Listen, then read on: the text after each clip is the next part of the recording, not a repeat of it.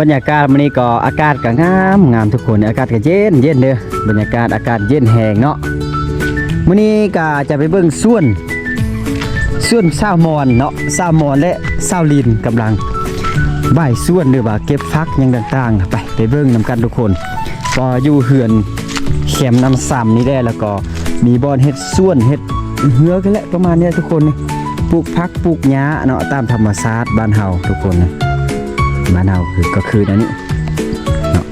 ไปเบิ่งจุน้องๆลองก่อนเด้อโอ้ผักงามแต่ซาวมอนกับซาวลิน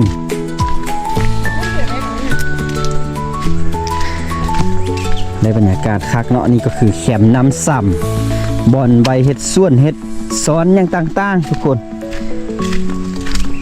เป็นนาและนี่คือนาเฮอนึงเนาะนาเฮอนึงใบเฮ็ดสวนนี่ก็คือน้ำซ้ำมื้อนี้เขาจะปล่อยเคลื่อนเนาะมื้อนี้อ่ะโอ้น้ำมาปกตินี่แต่กับบางสงวนเด้อบุกาหาป้าเท่านี้เนาะ บ่เสียก็ซามอนกับบุกาหาป้าเนาะนี่ก็คือส่วนผักส่วนมีเนาะปลูกผักปลูกหญ้าแหละทุกคนได้เลยคิวลูกชายเบาเสียง ว้าผักงามใช่ป่ะงามแท้มาเบิ่งซาวลินกับซาวมอนใบส่วนโอ้คักแท้สบายดีสวัสดีโอ้ใบส่วนว่ะนี่ซาวลินใบส่วนว่ะซาวลินกับซาวมอน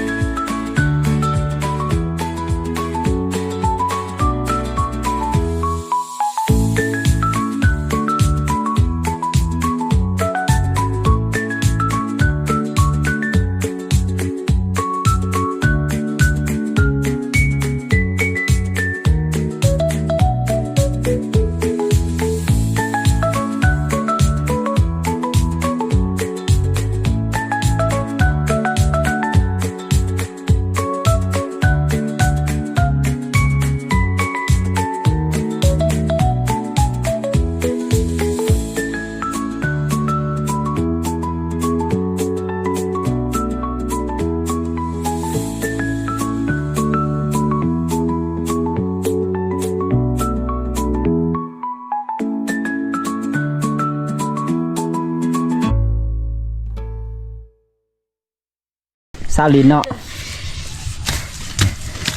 ผู้สาวสำเตอนี่มั่นเนาะดินปลูกพักนี่เอาไว้เลย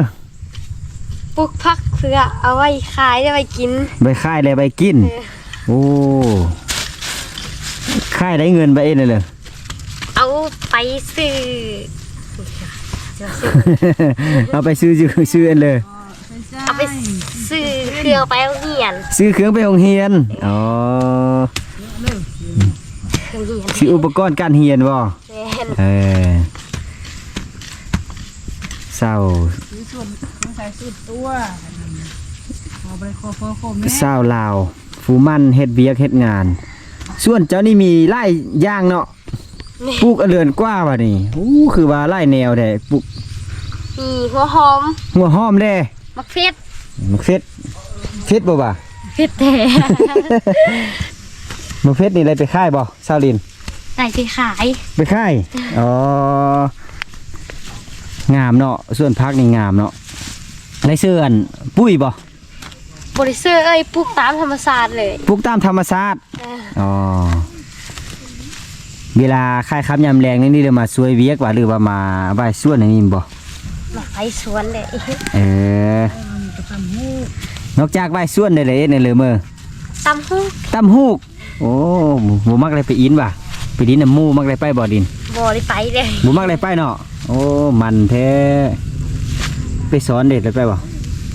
ได้ไปช่วงนี้บ่ได้ไปอ่ะเขาหนาสอนเกี่ยมฮอตแล้วลูกสอนคุกแล้วได้เนาะแม่น้องลินไปบ่ไปแท้ ฝักนี่งามใช่งามบาเนาะ น้องลินเลยไปค่ายบ่ฟักนี่น่ะ ไป ไปค่ายอยู่ตลาดนะ เป็น โอ้โหไปค่ายแต่ละเทืออะไรเงินไล่บ่ หลายเลย นี่ไล่อ๋อนี่ ได้เงินสิขนมไปโรงเรียน มันได้ซามอนกับมันได้ซามอนกับซาลินกำลังใบส่วนเนาะซาลีก็ปลูกส่วนหนึ่งต้นแต่มีครบทุกอย่างว่ะมีทั้งซาลีข้าวหอมบัวหอมลาบมะเอือดมะเขือมีครบเลยเนาะ ครบคือทางมัน มีทั้งเฟือกทั้งมันเลยก็มีครบเลยผมมีต้นมะพร้าวโอ้ถ้าไปลาบนี่สบายเลยเนาะหอมเลยเนาะส่วนผักส่วนมีแต่ว่าเขาเจ้าบริเซอร์ปุ้ยเด้อทุกคนเด้อนี่เด้อมันเป็นผักธรรมชาติเนาะธรรมชาติ ปุ้นชัด ฝุ่นขี้ไก่นี่มะขี้ไก่ขี้เป็ดเนาะโอ้กินหอมดีแต่หอมนี่เนาะ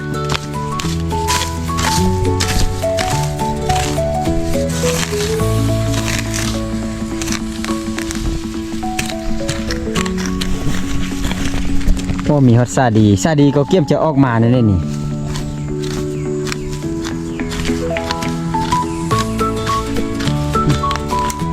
แค่หมักเพชรหมักเอือดนี่ทุกคน